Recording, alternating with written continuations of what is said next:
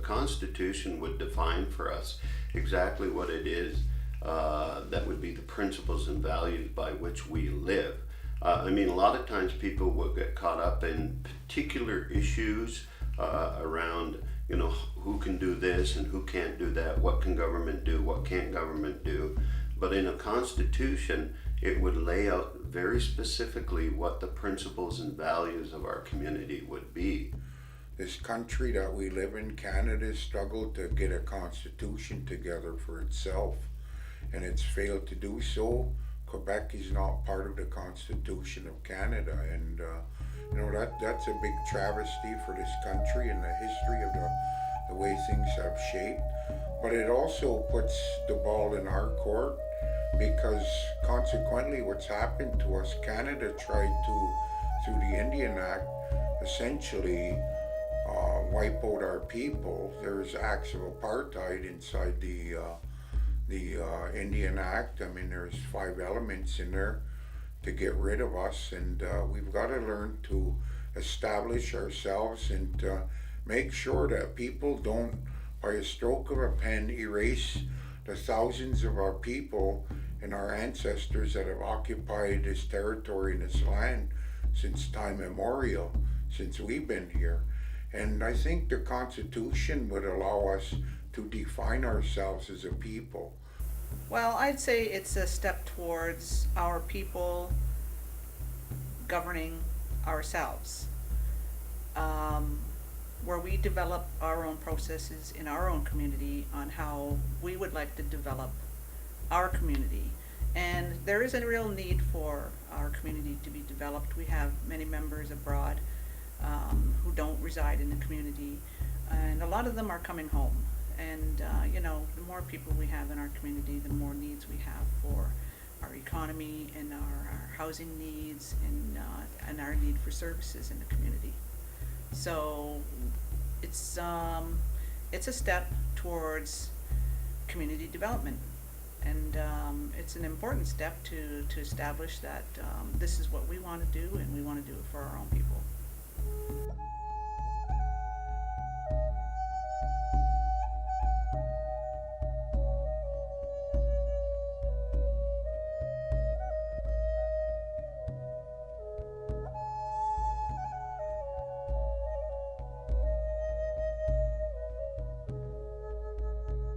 We've always operated under a form of a constitution, an unwritten one, but it's time to finalize one.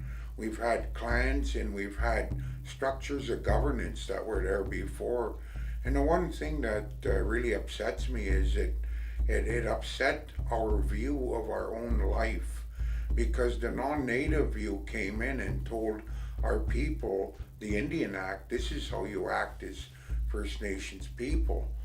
We need to stop relying on our people abroad, such as the federal and the provincial government, and we need to start relying on ourselves and building ourselves a future in our community, and to take those restrictions off so that we're able to prosper in our own way.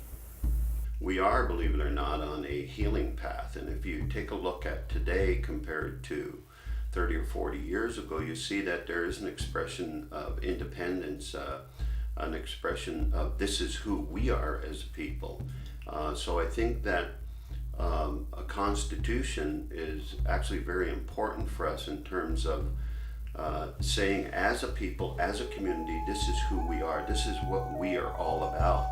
And once we can make that statement and identify what it is that we're all about, then I think we go forward and start to govern ourselves. But the more important thing than govern ourselves, I think, which is very important, but I think the more important thing is that we now would have, or we would then have, the principles and values that we could each and every one of us embrace, but more importantly we could share with our children and our grandchildren, so that they in fact live good lives that are based upon these benevolent principles.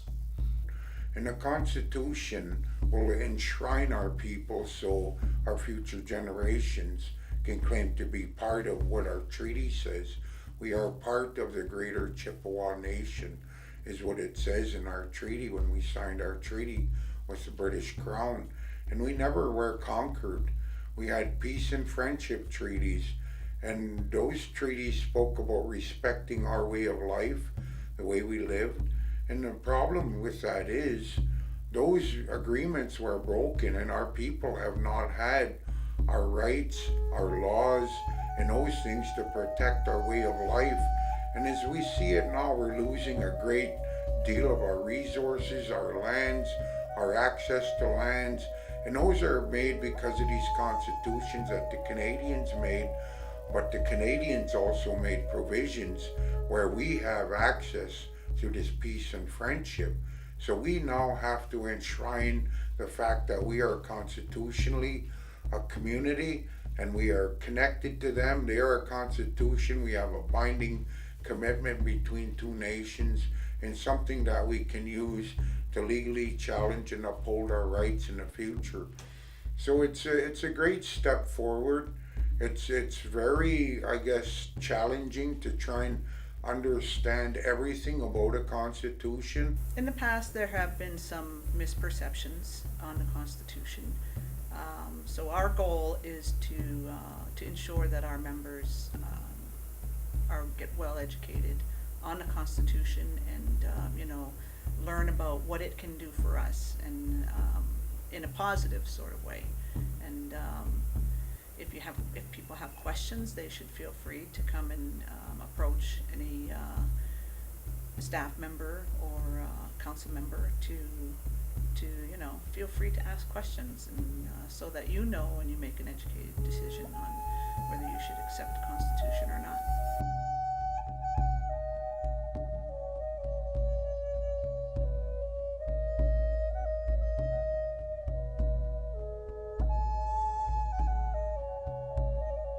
Our values and principles are still there, and I think it's very important for us to acquaint ourselves with those as opposed to establishing them. So we reacquaint ourselves with them and we embrace them.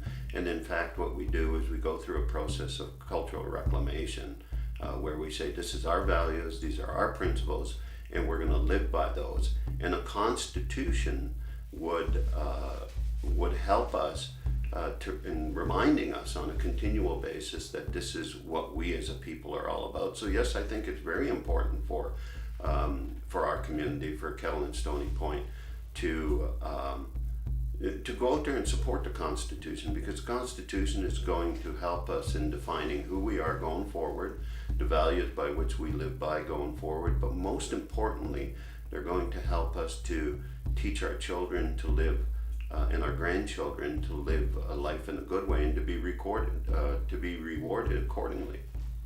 But the basic elements of a constitution define a people and how that people elects their government and the kind of laws that their government enforce, and those laws are made by its people.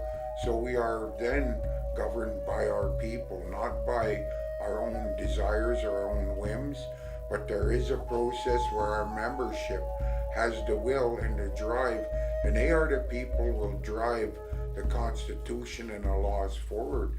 It will not be driven by the politicians that are elected. Even our leadership would be governed by our constitutional values and its principles.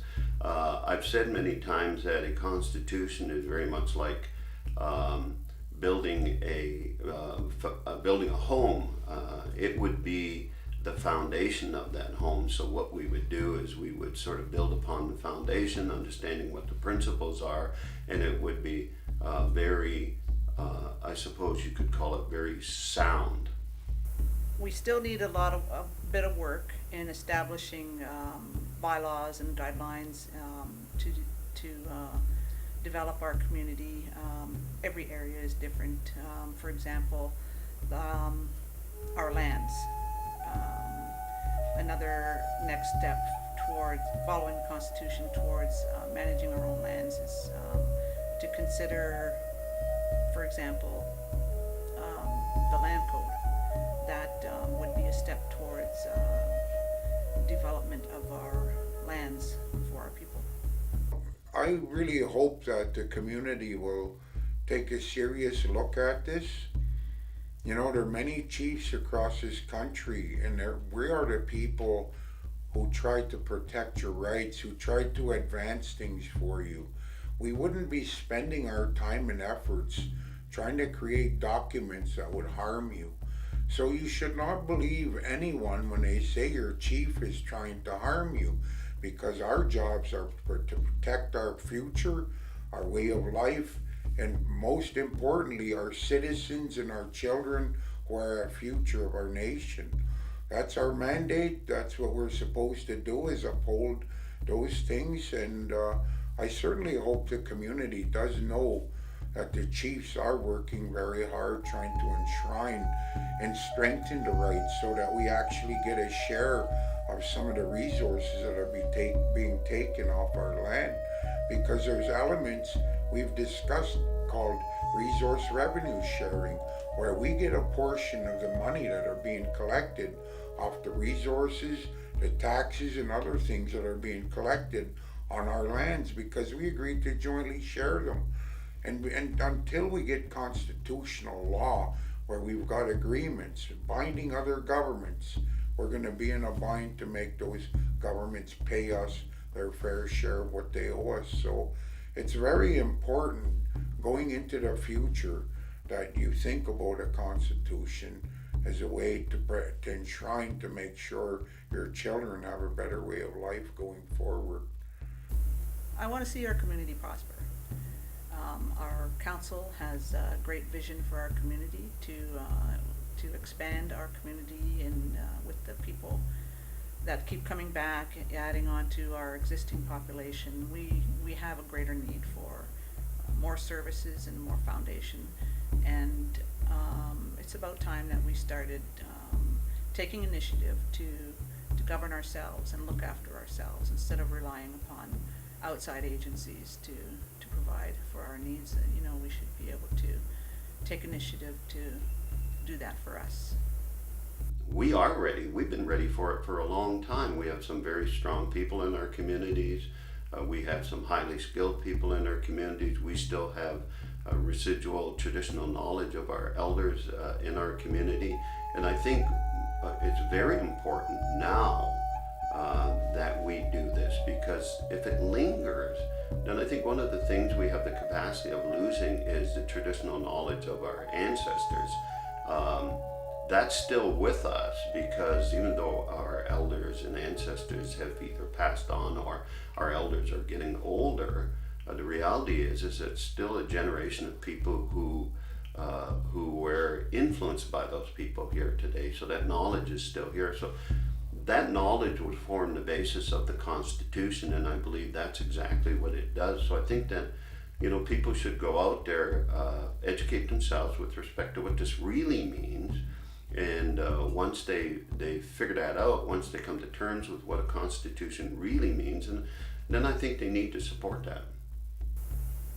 To be able to declare who we are, and our rights and freedoms that we are entitled to, whether it be through inherent rights or treaty rights, and even to protect our culture, protect our language, and our freedoms, and to protect our children, and to build and create a good future, possibly a brighter future for our community and for future generations.